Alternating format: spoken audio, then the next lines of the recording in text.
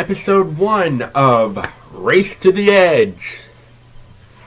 Dragon Eye of the Beholder. Part 1. If you're a D&D fan like I am, you like the fact that there's a beholder there, and it's an eye. Yeah. Which, if you're not aware, the beholder in D&D is a creature that turns you to stone with its eye. So the ironic thing of the phrase, beauty is in the eye of the beholder, if you take it beyond the I am beholding you, as in seeing, then it's kind of ironic because the beholder creature turns you to stone. But this episode, the biggest thing that I noticed is how dark it is. I mean, we see human bones, Dragon bones. which is very dark for this series. Several booby traps that could easily maim and kill people. Dagger is just dark in general. Still hammy. Yeah. I like the fact that he was very human in how patchy his beard was. Yeah. He was also very grungy. But, okay, so basically 3 years has passed since the events of the last season. Which makes sense, because between then and now we've had the second movie and everything else. Yeah. So, and... Or not the second movie, because... No, the second movie takes place after this. Yeah, because Stoic's still alive in here. So. Yes, Second movie's after this, okay. yeah. So this basically helps show the build-up more so to the second movie. They really started in medias res with this. I mean, there was no joyful intro. They just got right into it, and it was... Which I like. Dagger getting out. I mean... They started right in the middle of the plot conflict. Yeah. So... There was no lead-in. It just started, which is... Yeah, which is good. Yeah. It took the place of having a sneak peek preview, which they didn't have. They just... Yeah. So. And they basically find Johann, or the twins find him at some point. Yeah, that was oddly done. Yeah. So that's like plot convenience. Yeah. Personally. But when we're shown around Burke and how much has changed, we see how much everyone else has changed too. I mean, the costume designs are very different from the second Astrid season. could finally sit in the skirt she's wearing. Mm-hmm. Stoic had gray in his beard. Yes.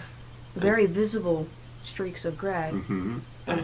Not quite as pronounced as the second movie, but noticeable. Yeah. And Gobber looks the same.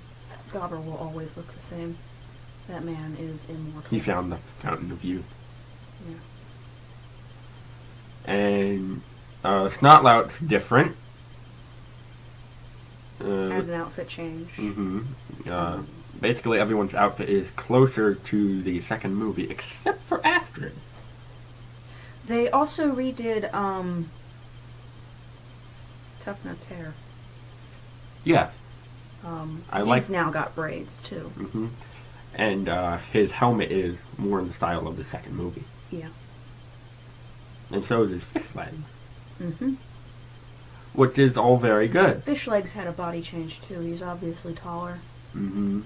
A bit bulkier as well. Yeah, husky, I would say. He's not quite as pudgy, but husky. Yeah.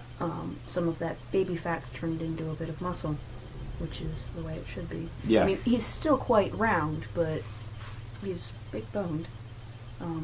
His legs are still not quite as proportional as they should be, but a little more so. If you threw his current legs on previous fish legs, he would look more human, but it's still very good. Once Johann wakes up and informs the riders of what happened with Dagger. It's quite interesting how much he knew. Yeah. And it's quite interesting how he put two and two together. Mm-hmm. That was very much plot convenience there. But not a bad one. Just noticeable. It's like, oh yeah, there was a map on my boat, now he has it. Oh, and he's probably going for the ship I've never gone near. As well as all my treasures and wealth. Yeah, because I definitely would want to keep my treasures amongst sunken ships. Or half-sunken. Really. There are better places to hide your treasure. Breakneck Bog. Your house. Under your mattress like Mr. Krabs. On your ship. Yeah. But... On the second ship. Yeah. Were I him, since he's a traitor, I have more than one ship. But this episode is very good. And it ended on a good cliffhanger as well. Yep. And it was very well paced as well. I mean, once we hit the end, it was very good. Very quick. Closing credits were... You mean opening credit? The opening credit. We'll get to those. Let's talk about the closing credits first. Yeah, the opening scene was a good change. It was far better than the first two seasons where they reused the same thing, just changed the name at the bottom. Yeah. And Photoshop it. Yeah. That's really all they did. What happened in that intro scene was, or title scene technically, was poorly thought out, but this one was very well done. Yeah, well done, well thought out. There were things that were possible in it, unlike the first two seasons where there were impossible things in it. Yeah, like Tooth was breaking the sound barrier. Yeah, that not with a rider. Not with a rider. No. Vikings were not made to break 2 Gs. Yeah, sorry. But this is probably one of my favorite episodes so far. But they also added a lot of new stuff.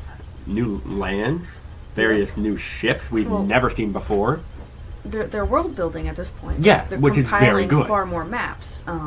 They also they gave each character a good adult role. Snotlout is not so much of a jerk anymore because he's got a job to waste all his energy in.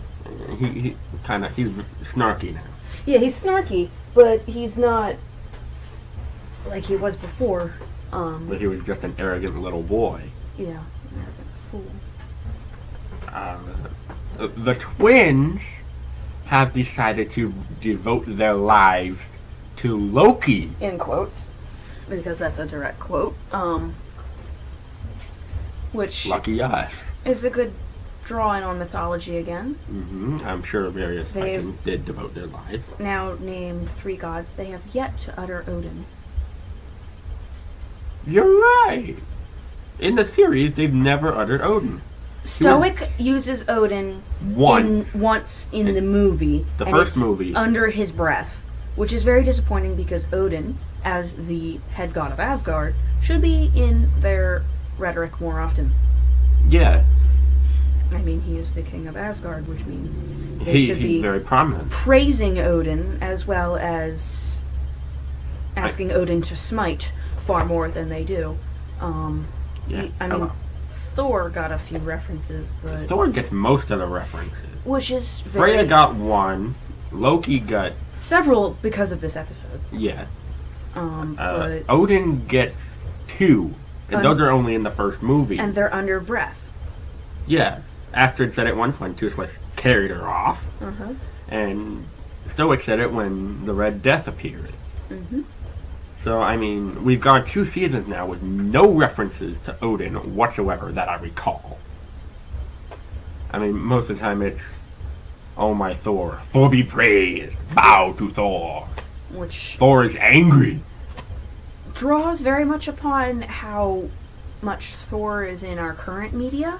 Yeah. However, if you want to get accurate upon the mythology, they would input Odin instead of Thor, so they would praise Odin, they would ask Odin to smite their enemies, they would assist them in battle. Ask for Odin's assistance. Guidance. They would talk to Odin a lot more than they would Thor. Jenny, you are half in the video.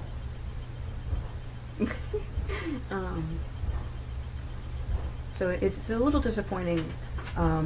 They drew on the runic language very well. Yeah. However, and I like how they added a new one with the ships they've never seen before in their world building, but Odin has received very little. Yeah, if he doesn't get any attention soon, he's gonna smite them. Yeah. Smite the story writers. Yeah. Come on, guys. I mean, I understand you're not historians. However, you should at least be aware of the culture you're writing about. Even though this is a fictitious rendition, still. But still, it's there. It is their culture. I mean, personally, in my philosophy, if you're going to represent another culture, you should do it accurately. Yeah, and if you're going to talk about Odin's son, then you should definitely talk about Odin more. Yeah. And, I mean, you brought in Thor's mother, which is Odin's wife, and the other son. But you're missing a big portion.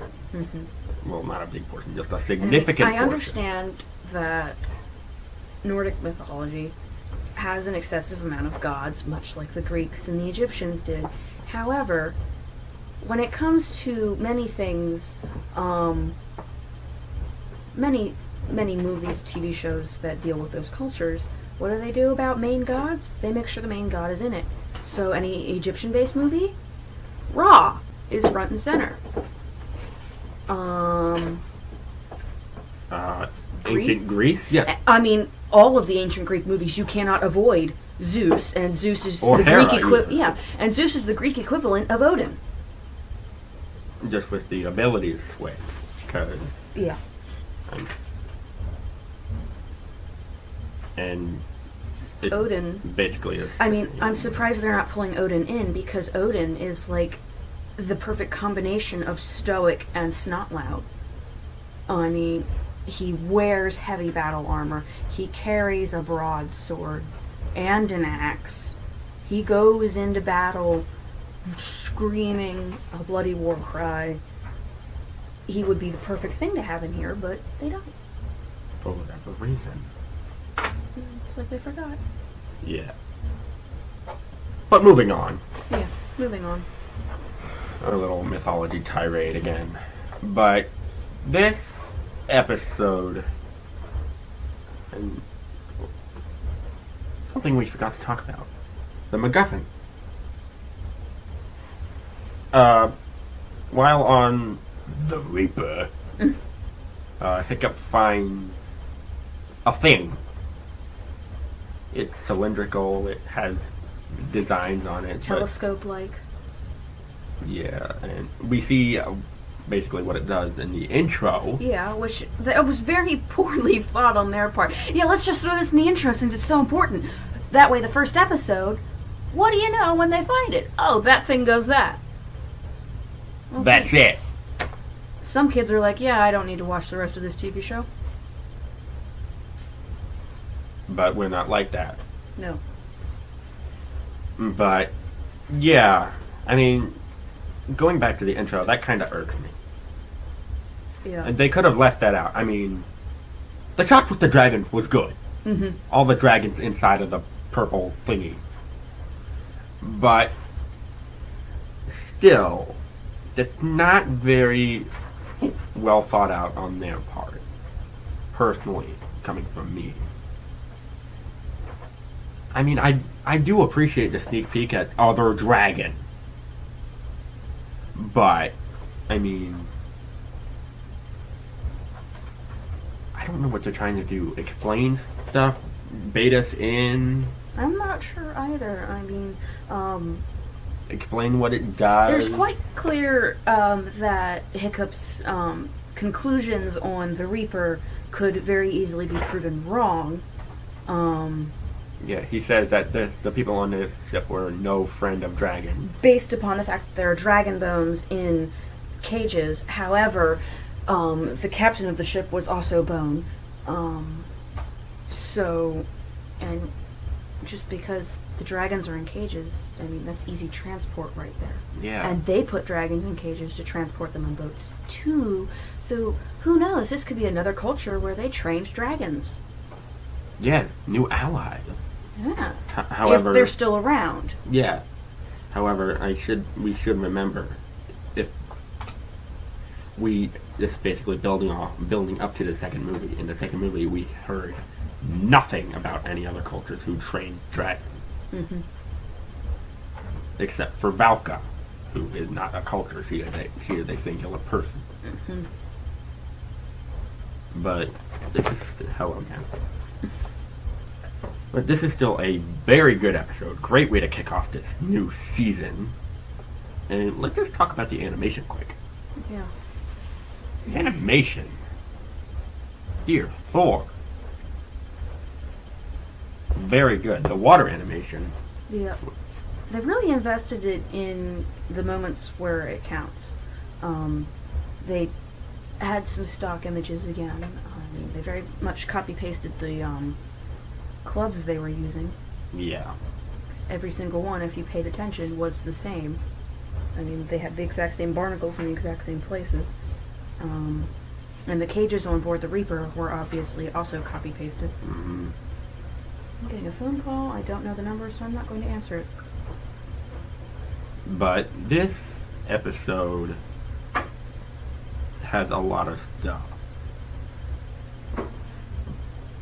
But then again, if you're gonna put in this amazing, mysterious mystery object in the title, and then not explain it in the first episode? And I hope there's some backstory on the Reaper, because Yeah. they invested so much in it.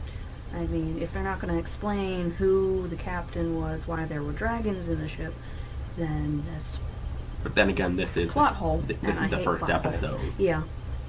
So if they don't go back to it, I will be unhappy, because I hate plot holes. Yeah. And that would be a very big plot hole. I mean, we've already had a few plot holes. Yeah. I mean, some of them were minor, but this would be a very big plot Yeah, hole, the given biggest the fact that they spent a lot of time on board this ship, and there was a lot of detail put into it. And then just push it off. Yeah, you can't do that. No. But I can't think of anything more to add. Can you? So some minor details to do with the show overall. They really play into the flat Earth concept with the name Race to the Edge, which they drew upon in previous episodes. And again, history. At that point, we knew that our planet was round. Well, except the Vikings wouldn't have. The Vikings would still believe that the Earth was flat and it had edges. True, yeah. Because they would still, it was very much ingrained in them that if they sailed too far, they'd fall off the edge of the planet. And they'd die. Which is why Hiccup's like, there are more islands? And everyone else is like, Let's not go there. you don't know what's out there. Stay here on Burke. Stay safe. Yeah. Change is bad. But then again, one of the biggest changes was they started training dragons. Yeah. Tradition breaking since the birth of Hiccup. But, Yeah. they continued using the same style for end credits as they did in the other shows, which was good. Yeah. Oh, The charcoal-like drawings on the animated drawing. parchment-like paper / leather was very good. Yeah, and the fact that the drawings were animated instead of like stills of concept art that we see from the first and second movie. Well, the first movie. Well, the first movies, that was styled after the book. This Yeah, was the book. Very much. Very good. It involved the characters themselves and Yeah. a quirky little slapstick comedy. I mean, we saw Snotlout roasting a chicken on Hood Fang's back. because his back was on fire. We saw Fish Legs and Meat Lug reading in a bath, and they both passed were gas, playing which chess. is like, whatever, I don't know. They were in a bath, and they both passed gas underwater. So, We saw Astrid jumping up through a pile of skulls and throwing an axe. which is very much her.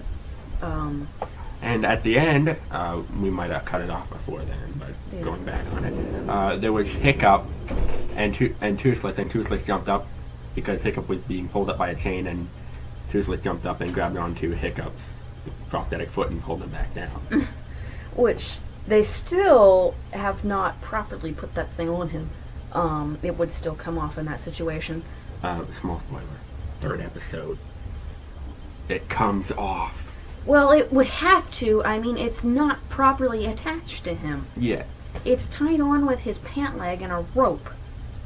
I'm sorry. Which we've explained. If a dragon's mouth went around that, it would come off easy. Yeah. Which would be a very good escape tactic. However, in most of the situations, Hiccup would not be able to run. Yeah. So, although a small fangasm here, Hiccup loses his foot, then Astrid has to carry him out. Of course. That's very fitting. The last time he lost his foot was a good one too. But it seems like every time they do that, it's a good moment. But it's still it irks me how they have not thought about how he would live with that thing. Yes, I mean... Gobber's hook technically wouldn't stay on with, but... Yeah. I mean, unless Gobber's is attached to the bone, which we're not sure about, because it's just the cup over the thing, and I imagine it would be attached to the bone. But Hiccup's is not. We've seen it come off. Yeah. And they just tie a rope around his pant leg to hold it on, and that would not hold it on. Up to this point, I mean, we could speculate that he had a harness that went up underneath his pants. Yeah. I mean... But there's no evidence Something for that. like a stocking holder would help. It would, up to the knee or beyond the knee. Yeah, around the if hip. If he had a double harness, a harness here and a harness here, and it would connect like that, that would work. And that could be done with leather and rings and studding. Yeah, and But he could easily create that. But yeah, and up to this point, there's no evidence for it. and if you wanted it truly accurate and comfortable, it would be over his pants, not on his skin. Yeah. But once again, it's still just a prosthetic with a block of wood inside it that they stick on his nub, and they tie his pant leg around it, which would not hold it. And not to mention, extremely uncomfortable. Yeah. I mean, I mean, think by the best- now, the stub where his, it's just above his ankle. Yeah, it's like So- about here. Yeah, it would end where most socks start. About here-ish. Yeah. So by now, that stub would have some serious callus, but It's early still uncomfortable. on, if it's a block of wood, he's gonna have splinters. Because they didn't have sandpaper. Yeah. I mean, It would take some serious walking on that thing to wear the wood down to be the point where it wouldn't give him splinters. yeah. But, again, there's no evidence for any sort of other... And they could take a leather something or other, like a leather rag. a bladder, for crying out loud, and stuff it with sheep's wool, feathers, something. They'd have to restuff it a lot, but that would be far more comfortable Than the block of than a wood. block of If you want to learn how that feels, take your elbow and press and just do this for a whole day Yeah. onto a block of wood. That will not feel good. No. And And then if you imagine walking on it, which Walking involves on movement, even more uncomfortable. yeah. But they really need to explain that. Mhm. Because even in the second movie, they never explained it. No.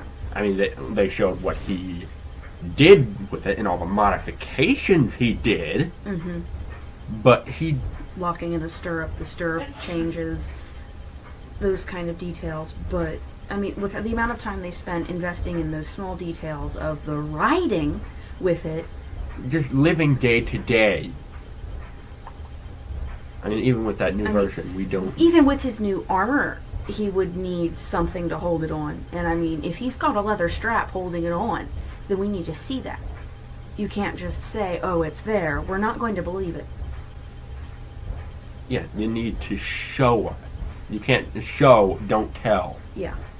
Show us how it stays on. 25 minutes in and we're angry about Hiccup's fake foot. His prosthetic is not very... It's not realistic. That's the issue. And I mean, they made so many disability jokes in this episode. Yeah, I mean, I can see why they're trying to put it into like a good-natured thing, but not everyone's gonna take that good-naturedly. Still not tasteful. Yeah. I mean, to if enunciate single shoe, no matter if you're roasting someone, it's still not cool. No, I mean, if Hiccup did it himself, that would be all right. Yeah. Because he's the disabled one. Mm-hmm. I mean, I'm deaf. I have hearing aids. I can make hearing aid jokes about myself all I want. No one cares. I wouldn't make them in front of other people who are impaired, but I can do it among my hearing friends. It's self-deprecating humor, which people who identify often find it funny. Yeah. But in instances like this, where it's everyone else but him, it's not rude, insensitive, yeah, distasteful, cultured. Yeah, I mean, cruel. In this society, it's been demonstrated that if you have a scar like that, you elevate in society. Yeah. And Hiccup's not the only one with a prosthetic. Gobber has 2. Yeah. And even then, Gobber's not the only one either. There are other people. Molten Bucket? Yeah. Because their society, they were easily injured. Yeah. That's the even problem without the dragon. That's the problem with living rough. If you love to roughhouse, and when you're not at war, you're roughhousing, there are consequences. There goes my hand. Yeah, and if it's not your hand, it's your eye. Oh, or your where foot. did that phrase come from? And I mean, Odin is missing an eye. Yeah. But if we go 3 more minutes here, no, 2 more minutes now. Yeah. So let's just Cut stop it off debating. here? Yeah, let's stop getting upset about Inaccuracies, and disability jokes. which are never cool. Don't do them in real life. No, because that makes you an insensitive jerk. Mm-hmm. However, if you yourself are disabled, you make all the jokes about yourself you want. With discretion. Yeah. Self-deprecating humor is cool until it gets really bad. Especially when you're around other people who have similar disabilities. It's the same thing about making self-deprecating jokes about suicide. There is a point where people are just like, are you okay? Yeah. And when people start to question whether you're actually okay or not is when you need to stop. Actually, you need to stop beforehand. Mm-hmm. Don't let it get out of hand. Yeah. Until next time, be around.